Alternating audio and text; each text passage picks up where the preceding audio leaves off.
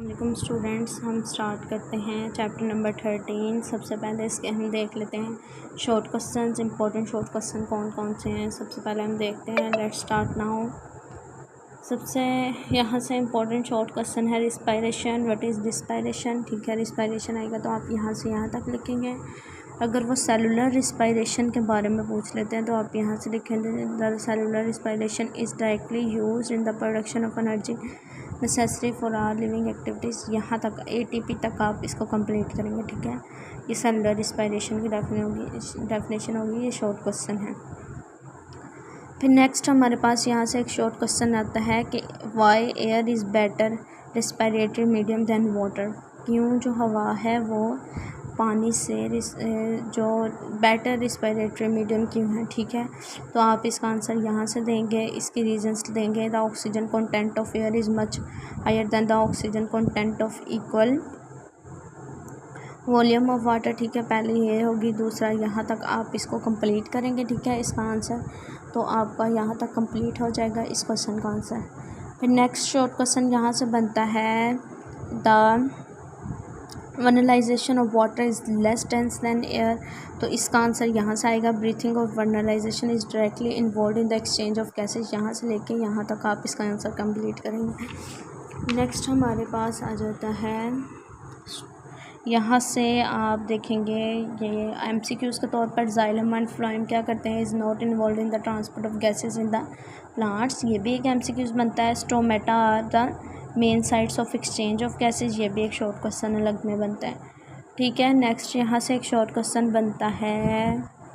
यहाँ से it is estimated that there are 12,000 stomata per square centimetre of leaf structure in tobacco plant. यहाँ तक complete हो जाता है। ठीक है, उसके बाद नेक्स्ट हमारे पास आ जाता है फोटो रिस्पायरेशन। फोटो रिस्पायरेशन में यहाँ से रिस्पायरेटरी एक्टिविटीज़ से आप स्टार्ट करेंगे। ऑक्सीजन इज़ ऑब्जॉर्ब्ड, यहाँ से लेके यहाँ तक आप इसको कंप्लीट करेंगे। ये वेरी इंपॉर्टेंट शॉर्ट क्वेश्चन है, आपने बहुत अच्छे से करना है। ठीक है, नेक्स्ट हमारे पास शॉर्ट क्वेश्चन आ जाता है रुबिस्को। रुबिस्को क्या होता है वो पूछ लेते हैं। ठीक है, आपने रुबिस्को के बारे में आता है तो आपने यहाँ से लिखना है। यहाँ ये भी इम्पोर्टेंट शॉर्ट क्वेश्चन है। बाकी यहाँ से आप ये भी लिख सकते हैं कि रुबिस्को, यहाँ से आप लिख सकते हैं rubisco the most abundant protein in chloroplast. ठीक है, most abundant protein in the world. Rubisco is carboxylase as well as oxygenase. ठीक है, आप यहाँ तक इसको ये इसकी 2 लाइन्स भी इसमें ऐड कर सकते हैं या ये आपसे अलग में MCQs के तौर पे पूछा जा सकता है। ठीक है, नेक्स्ट है यहाँ से short question why does photo respiration exist. Photo respiration क्यों एग्जिस्ट करती है? तो आप इसका यहाँ से स्टार्ट करेंगे। यहाँ से the common simple answer is to question active site of rubisco is involve. यहाँ से स्टार्ट करेंगे आप यहाँ तक। ठीक है, इसका आंसर कंप्लीट करेंगे यहाँ से लेके यहाँ तक। ये भी एक इम्पॉर्टेंट शॉर्ट क्वेश्चन है, आपने इसको भी अच्छे से देखना है। नेक्स्ट वो आपको इसमें से कुछ भी पूछ सकता है कि कौन कौन सी प्रॉपर्टीज़ हैं, तो इसमें से कोई भी प्रॉपर्टी पूछ सकता है, लेकिन ये इतना इम्पोर्टेंट नहीं है जितना कि पीछे हम जितने शॉर्ट क्वेश्चंस डिस्कस कर चुके हैं वो जितने इम्पोर्टेंट है, ये इतना इम्पोर्टेंट नहीं है। नेक्स्ट हमारे पास आ जाता है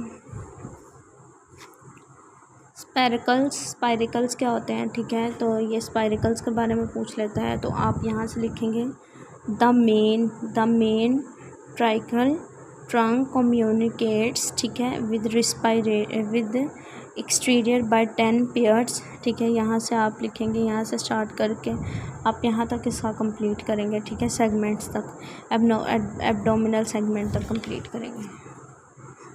नेक्स्ट वो आपसे यहाँ से शॉर्ट क्वेश्चन रेस करता है। ये देखिए, आप देख सकते हैं पल्मोनरी रिस्पायरेशन। पल्मोनरी रिस्पायरेशन क्या होती है? तो ये आता है इसका gaseous exchange through the lungs is called pulmonary respiration. ठीक है, इसकी आप एग्जांपल भी दे सकते हैं ये वाली कि फ्रॉग्स में कैसे होती है। The air enters through the, यहाँ तक आप इसकी एग्जांपल दे सकते हैं। ठीक है, नेक्स्ट वो आपसे यहाँ से ये भी शॉर्ट क्वेश्चन पूछ सकता है इनहिलेशन और इंस्पायरेशन। इनहिलेशन और इंस्पायरेशन क्या है? The intake of air is known as inhalation. ठीक है, उसको इंस्पायरेशन भी। और एक्सपायरेशन क्या? Expiration occur exactly in reverse order in sequence of respiration, ये आपने एमसीक्यूज़ के तौर पे याद रखना है। यहाँ से आपने इनहेलेशन और इंस्पायरेशन की डेफिनेशन करनी है और नेक्स्ट आपने एक्सहेलेशन और एक्सपायरेशन की डेफिनेशन करनी है, ठीक है। उसके बाद हमारे पास आ जाता है रिस्पायरेशन इन बर्ड्स। पैराब्रोंकाई क्या होते हैं, आपसे वो पूछ लेता है कि पैराब्रोंकाई कहाँ पे प्रेजेंट होते हैं। तो ये बर्ड्स के लंग्स में प्रेजेंट होते हैं, ठीक है। ये बर्ड्स के लंग्स में जो वॉल्स होती हैं ना, उनको हम थिन वॉल्स को हम पैराब्रोंकाई कहते हैं, ठीक है। ये यहाँ से आप स्टार्ट कर सकते हैं। अगर आपको पैराब्रोंकाई के बारे में पूछ लेता है तो आप यहाँ तक कंप्लीट कर लें, ठीक है। इसको नेक्स्ट है हमारे पास, यहाँ से शॉर्ट क्वेश्चन आ जाता है। यहाँ से हमारे पास वो एल्वोलाई पूछ लेता है। एल्वोलाई क्या होता है, air sac is the functional unit of the lungs. यहाँ से आप स्टार्ट करेंगे अगर एल्वोलाई के बारे में पूछता है, ठीक है। और यहाँ से आप वो डायफ्राम के बारे में पूछ लेता है तो यहाँ से आप यहाँ से स्टार्ट करेंगे। चेस्ट कैविटी इज़ बाउंडेड यहाँ तक, ठीक है। ये सारे ही शॉर्ट क्वेश्चन के तौर पे पूछ सकता है, लेकिन इस कदर इम्पोर्टेंट नहीं है। जो हमने पहले 2 पेजेस पे शॉर्ट क्वेश्चन डिस्कस किए हैं वो ज़्यादा इम्पोर्टेंट है, ठीक है। उसके बाद यहाँ से वो आपसे ब्रोंकाई के बारे में पूछ लेता है। ब्रोंकाई क्या होती है, each bronchus on entering the lungs divides, ये वाला आपने यहाँ से लिखना है, ठीक है। अगर ब्रोंक्यूल्स के बारे में पूछ लेता है तो आप यहाँ से लेके यहाँ तक लिखेंगे। नेक्स्ट हमारे पास आ जाता है ब्रीथिंग की डेफिनेशन पूछता है वो आपसे। तो ब्रीथिंग इज़ अ प्रोसेस, इसकी एक्सरसाइज में भी उसने शॉर्ट क्वेश्चन में आपसे ब्रीथिंग की डेफिनेशन पूछी हुई है, ठीक है। Breathing is a process in which fresh air containing मोर, यहाँ से लेके यहाँ तक आप इसको कंप्लीट करेंगे, ठीक है। उसके बाद नेक्स्ट हम शॉर्ट क्वेश्चन देख लेते हैं। Very very important short question, इस चैप्टर का सबसे ज़्यादा इंपॉर्टेंट शॉर्ट क्वेश्चन ये है कि रिस्पायरेटरी डिस्ट्रेस सिंड्रोम क्या होती है, ठीक है। ये आपने बहुत ज़्यादा इंपॉर्टेंट शॉर्ट क्वेश्चन है, आपने इसको अच्छे से करना है। नेक्स्ट वो आपसे पूछ लेता है ट्रांसपोर्ट ऑफ रिस्पायरेटरी गैसेस। इसके 3 आपने वेज लिखने होते हैं, ठीक है। ये वैसे इतना इंपॉर्टेंट नहीं है, लेकिन आपने फिर भी इसको शॉर्ट क्वेश्चन के तौर पे देख लेना है।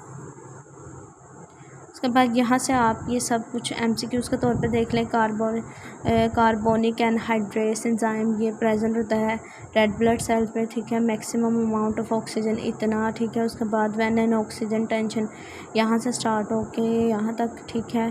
फिर उसके बाद यहाँ से एनी हायर ऑक्सीजन प्रेशर, यहाँ से लेके यहाँ तक आपने ये सारा एमसीक्यूज़ इसके तौर पे देख लेना है इसको।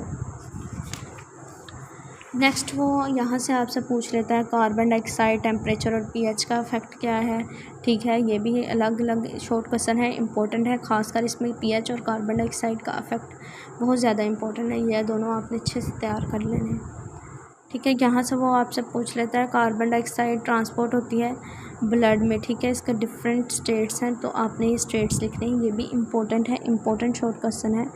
वो आपसे बाज़ दफ़ा ये बोर्ड के पेपर में रेस कर सकते हैं, ठीक है। नेक्स्ट हमारे पास आ जाती हैं रिस्पायरेटरी डिसऑर्डर्स। इसमें आ जाती है कैंसर। अगर कैंसर से सिंपल आपसे कैंसर की डेफिनेशन पूछ लेता है तो आप यहाँ से बता सकते हैं कैंसर और is basically malignant tumour of potentially unlimited growth. यहाँ से स्टार्ट करके आप इसको यहाँ तक वाइंड अप कर सकते हैं, ठीक है। कैंसर की डेफिनेशन अगर आपसे वो पूछ लेते हैं।